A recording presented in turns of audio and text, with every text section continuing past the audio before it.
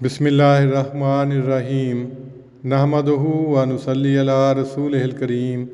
صحیح البخاری کتاب الغسل باب 2 غسل الرجل مع امرأتہ، یعنی مرد کا اپنی بیوی کے ساتھ نہانا۔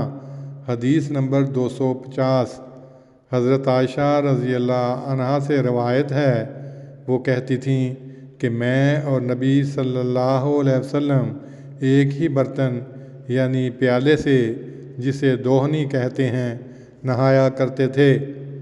تشریح: ان کنتم جنوباً سے مراد مرد اور عورت دونوں ہیں۔ لفظ جنوب مذکر و مؤنث اور مفرد و جمع سب کے لیے یکساں ہے۔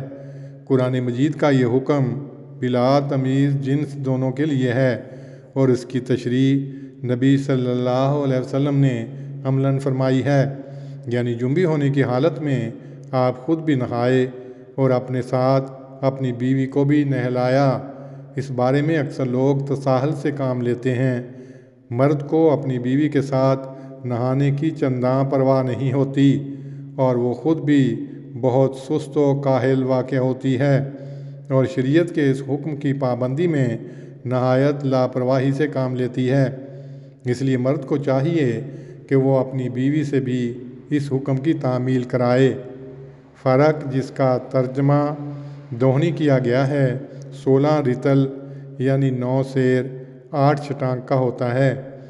اللہم صلی علی محمد وعلی آل محمد کما صلیت علی ابراہیم وعلی آل ابراہیم انک حمید مجید۔ اللہم بارک علی محمد وعلی آل محمد کما بارکت